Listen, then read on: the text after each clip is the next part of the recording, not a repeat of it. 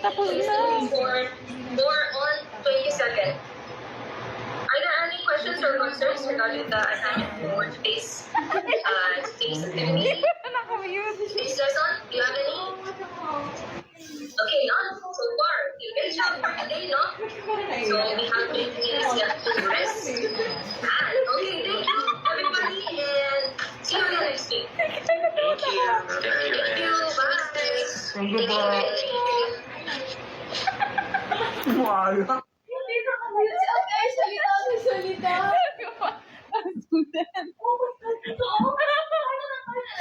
Kasi pagpindot niya. Oh my God. I can. Kasi ko nahiya ako. Akala nga ganyan. Oo.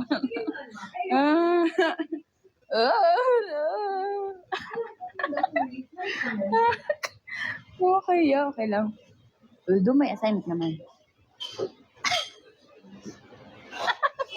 Okay, yeah. It's okay, bawi. Yeah, kasi gagawa din naman ako ng assignment. Okay na yan.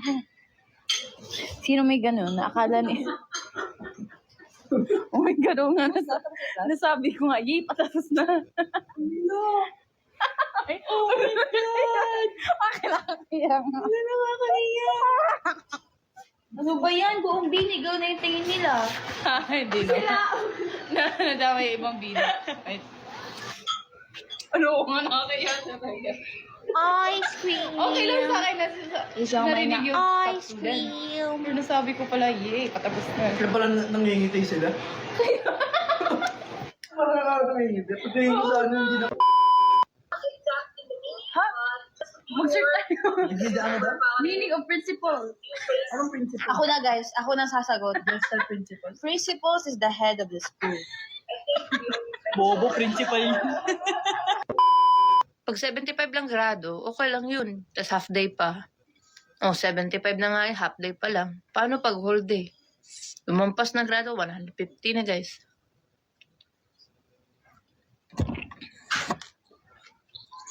Diba? Half day pa lang, 75 na. Pag whole day yan, 150.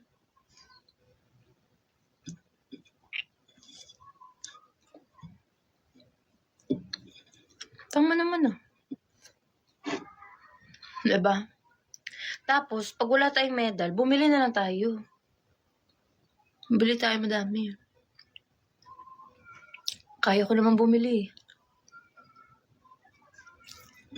Aliyo pala ako bibigyan. Ako bibili. Kahit bigyan pa kita. Siya rin.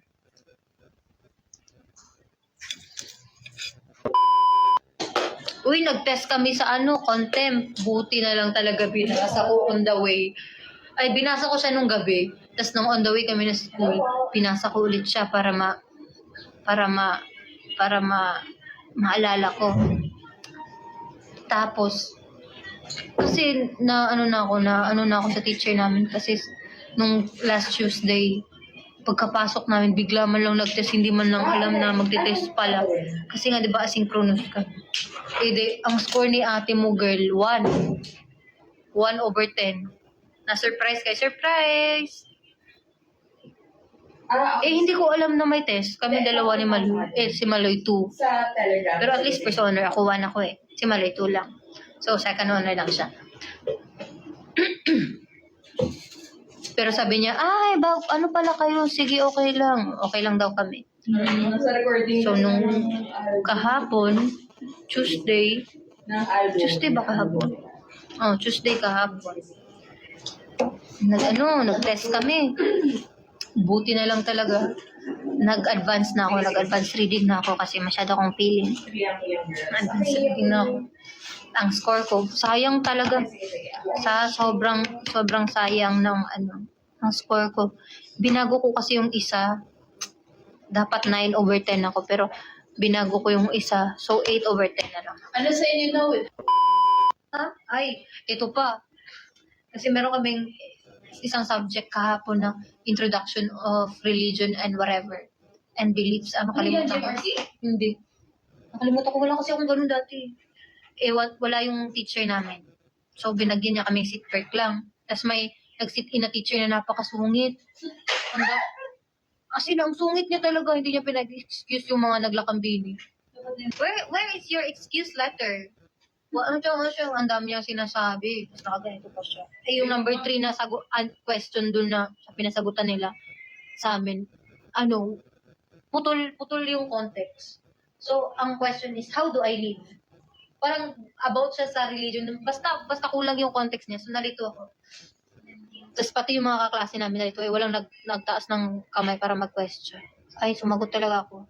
Ay, nag-ano ako, excuse me, ma'am. So, ayun, tinanong ko siya, mataray ka pala. Kainis ngayon, madaw talaga siya.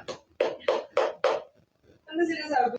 Sabi ko, excuse me, ma'am, ano pong ibig yung, in English ko pa siya, para lang mapatunayan kung magaling ako mag-English. Pero hindi na ako mag-English ngayon. Ma'am, parang, ano pong context na itong number 3, na question number 3, ma'am? Sabi niya, actually, na-confused din ako eh. Parang, pagpasensyahan niyo na si ma'am kasi may sakit na siya. Hindi ka makasagot ha, mag-ano-ano ka pa. Alam mo sobrang init ng ulo niya din. Ang dami niya. Sabi niya, ano ba? Kailangan ba? Ganito, ganyan. Sabi ko, nagsusulat ako. Init mo, ma'am. Wala ka na yung service, nag-chat na ako. Ibaba ka na. Pero mabait sila, guys. Ako lang yun. Masyado lang akong malditas para. Ang tagal nilang pumilon. Mabilis kasi akong umiyak. Iyakin ako sa mga, kumari, maging ko. Ipaperso ko yun. Tapos may ko-consult sa akin. Tapos naiyak ako sa story niya. Paano yun? Bawal maiyak sa mga ganun. Mamatas ako. Bis kaya mag-advise ako, tulungan ko siya. Nag-iyakan na kami. Patay na. Tanggal pa ako sa trabaho. Tapos lugtungan ko siya. Uy, ako din. Ganyan din ako. Hala, wala na. Anong gagawin ko doon? So, dapat, mo yung iyak mo. Anong tawag dyan? Pugngan. 아직 부자는 안 어떤 사람?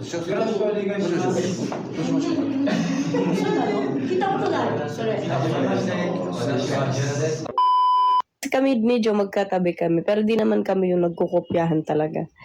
Tapos nag-check kami, si Jo sobrang litong dito siya. Matalino si Jo, guys, promise. Feeling ko that day lang lutang siya. So, hindi na talaga magets. Tinuturuan ko siya. Tapos feeling ko, kahit yung pag-check niya sa akin, nagkamali siya. Nakita ko sabi ko, parang tama ako. Tapos, parang, hindi ko na siya nasabihan kasi biglang pinasa na yung papel. Hindi ko na rin na-double check. Pero ilang beses ko tinitingnan, parang tama naman ako, pero minalian. Anyways, wala na rin akong pakialam. Kasi, sabi ko, feeling ko lutang na tong taong to. Kasi as in yung mukha niya, sabi niya, shucks, di ko talaga mag-guess. Gumagano na siya. Tapos, feeling ko nagkamali siya ng pag-check sa akin talaga. Hinayaan ko na lang. Di naman ako competitive sa grade. Sayaan mo na. Isa lang naman ata yung namali niya. Nag-check. Minalian niya ako dun sa last day. Sabi ko, parang tapa naman yung sagot ko. Kaso pinasa na niya yung papel ko. Di ko na naano ulit.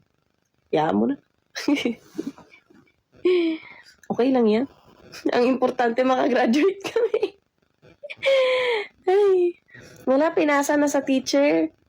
Wala naman, okay lang yun. Isa lang naman na points. Hindi na kung mataas o hindi, basta pasado. Hindi naman sobrang baba ng grades namin. Kaya okay lang. One mistake lang naman ata yung sa akin dun. Oo.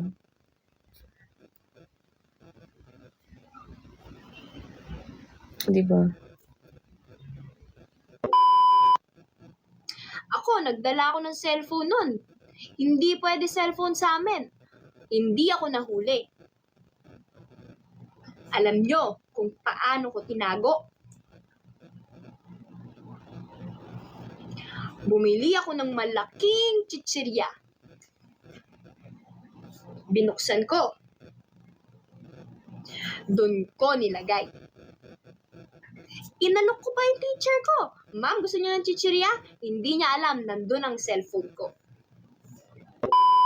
Ganito yan, guys.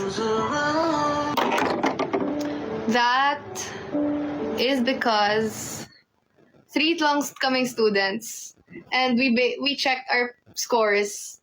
Parang shinare namin yung grades namin sa sa unang pretest namin. You know, like, getting back on track. Ganun. So, nung kinopare namin yung scores namin, akin talaga yung pinakamataas. Yung pinakamababa ko lang, na mas mababa sa kanila is Filipino. As expected. Anyway, tapos, sino top 2? Si Sheena. Tapos si Stako top 3. Kala mo taas, no? Pwede ko sabihin, top 1 ako sa class ko. Tatlo pa lang pala yung students. Pero ayun nga. Tapos ako pinakamataas sa English, sa math. Huwag nyo nang alaman yung score namin sa math.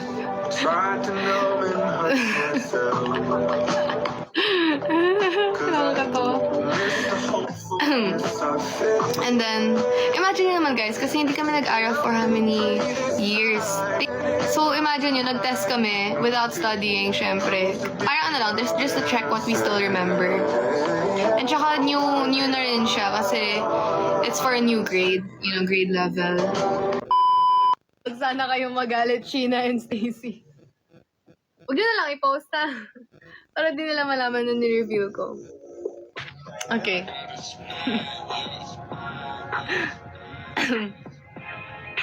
Si Sheena muna. So, Sheena sa high score naman.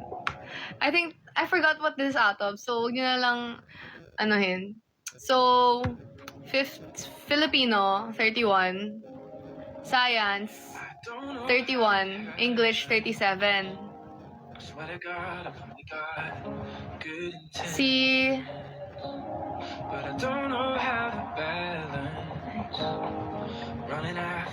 Si Stacy, Filipino, 23. Science, 27. English, 28. Ito na. Ako na. Sa Filipino. 22 ako sa Filipino. Out of Iba-iba eh. I don't think it's the same every subject. It's different every subject eh. But I think sa English it's like 45 or 50. Sa science it's like 50. Sa Filipino it's 40 ata or 50, I don't know. Tapos science 37. English 43. Sa math.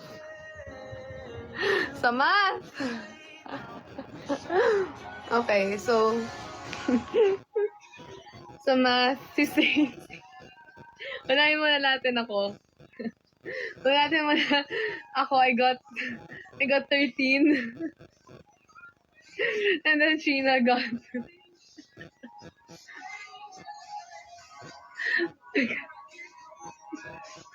and then Stacy got wait lang. Hindi ko alam kung it's either that or 8 tsaka 3 or 8 tsaka 5. Either 5 and 3 or 8 and 5. O, diba? So, sina top 1? Ako talaga.